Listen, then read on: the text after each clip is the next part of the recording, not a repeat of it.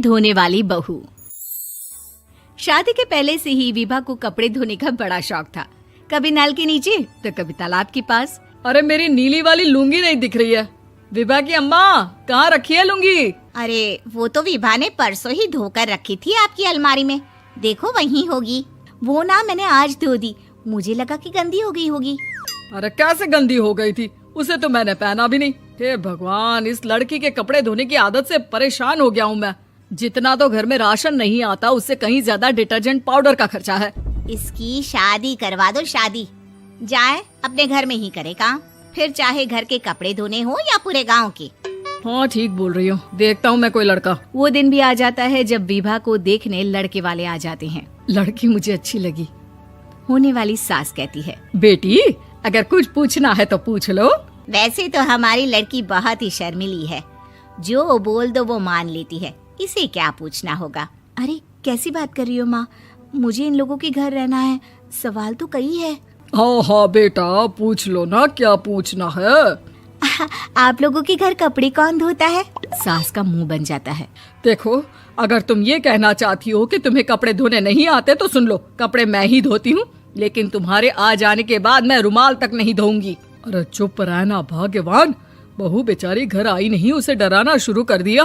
वो क्या है ना बिटिया, अभी तक तो ये कल्लू की माँ ही धोती थी, लेकिन अब तुम्हारे पापा तो दहेज में वॉशिंग मशीन देंगे ही।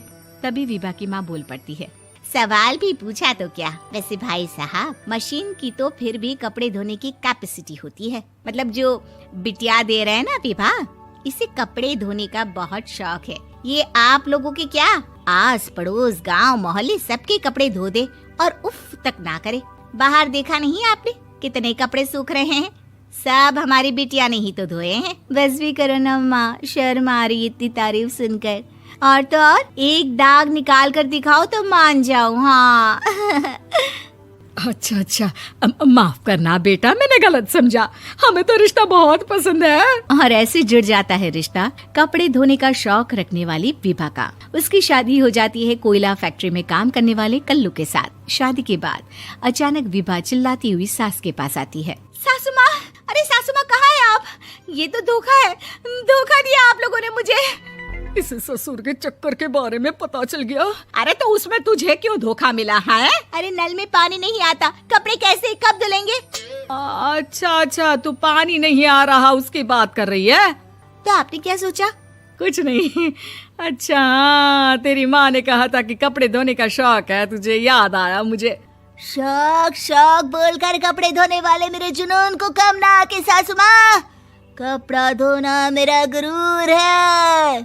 तभी पति भी वहाँ आ जाता है। अभी मैंने इसे सनी देओल की फिल्म दिखाई है, उसी के डायलॉग मार रही है माँ। अच्छा सुन, साफ साफ बता रही हूँ, पानी सुबह 4 से 6 और शाम को 10 से 12 आता है, समझी?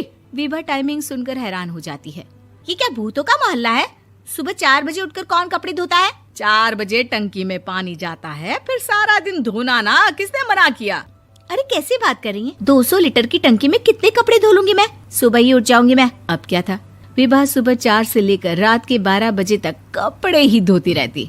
एक रोज सास पड़ोस से निकलकर कहीं जा रही होती है कि साथ वाली कहती है, हाँ कल्लू की माँ, जरा ये बताओ कि 2 साड़ी है, 2 ब्लाउज और एक पेटीकोट और एक नाड़े वाला लंबा कच्छा। हाँ तो? अरे तो क्या, कितना लोगी धुलाई ये बताओ। धोबन दिख रहे हैं हम क्या? हमारे पति सरकारी नौकरी से अभी रिटायर हुए हैं और बेटा सुपरवाइजर है कोयला फैक्ट्री में। धोबन समझ रखा है हमें? हाय रे कल्लू की अम्मा, माफ कर दो, वो तो मोहल्ले में यही सब बता रहे थे कि तुमने बहू को कपड़ा धुलवाने के काम में लगा दिया है। सास को पड़ोसन की बात सुनकर गुस्सा आ जाता है। वो घर पहुंचती है जहां घर के बाहर ही इतने सारे कपड़े सूख रहे होते हैं जितने कि किसी धोबन के घर पर। अरे ओ कल्लू की दुल्हन, बाहर निकल।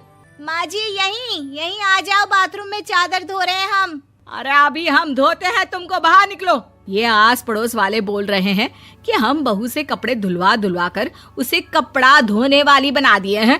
अरे छोड़ो ना माँ जी, किन लोगों की बातों में आती हो? आस पास के लोगों का तो काम ही होता है कि वो किसी तरह सास बहू को लड़ा दे। बहू सारे घर के कपड़े धोती है, ये क्या कम है? बोलिए। सास को भी लग जाता है कि वो बहू का ये सनकीपन नहीं छुड़वा सकती, इससे अच्छा है कि खुद ही चुप हो जाए।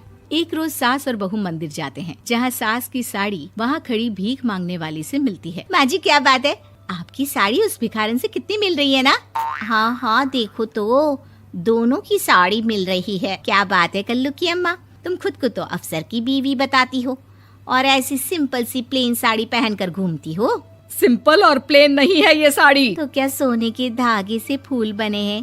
कुछ भी सासू माँ, कुछ भी। हाँ बने थे इस साड़ी में सोने के धागे से फूल। मेरे पति लेकर आए थे मद्रास से स्पेशली मेरे लिए 10,000 की। ताहे भाई साहब इस भिखारन के लिए भी सेम टू सेम साड़ी लेकर आए होंगे 10,000 की। सास उस वक्त कुछ नहीं कहती, लेकिन बहू के साथ घर आती है और अलमारी से एल्बम निकाल कर लाती है। ये साड़ी देख रही है, ये वही साड़ी है जिसे मैंने अभी पहना था। इस साड़ी में ये जो चमकदार फूल दिख रहे हैं ना, ये सोने के धागों से काटे गए हैं।